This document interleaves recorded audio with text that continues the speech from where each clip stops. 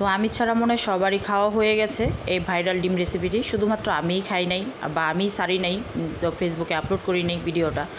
তো আজকে চিন্তা করলাম যে আজকে আমিও বানায় খাবো আর কি।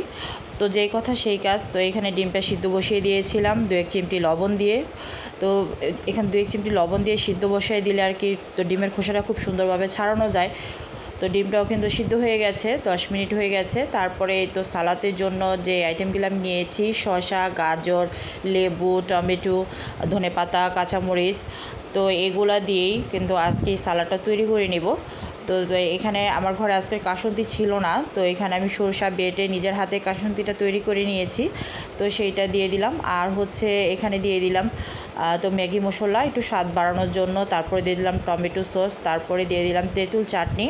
আর এখানে বিট লবণটা ইউজ করার চেষ্টা করবেন। আজকে আমার ঘরে বিট লবণ ছিল না, তাই আমি এখানে সাদা লবণটা ইউজ করেছি। তো সেটা দিয়ে দিলাম 1 চামচের মতন। আর হচ্ছে 2টা লেবু তো স্লাইস করে কেটে আমি এখানে রসটা ব্যবহার করেছি।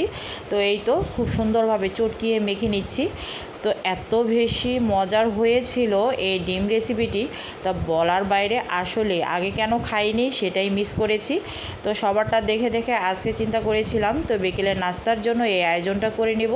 তো এই তো আয়োজনটা কিন্তু আমি করে নিয়েছি, আর খেয়ে কিন্তু ভীষণ মজা লেগেছে।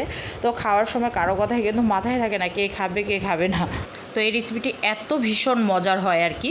তো এই তো তো আমাদের ঘরে সবাই খেয়ে কিন্তু ভীষণ মজা পেয়েছে। আমার কাছে ভীষণ ভালো লেগেছে। লোভনীয় রেসিপি তৈরি হয়ে গেছে।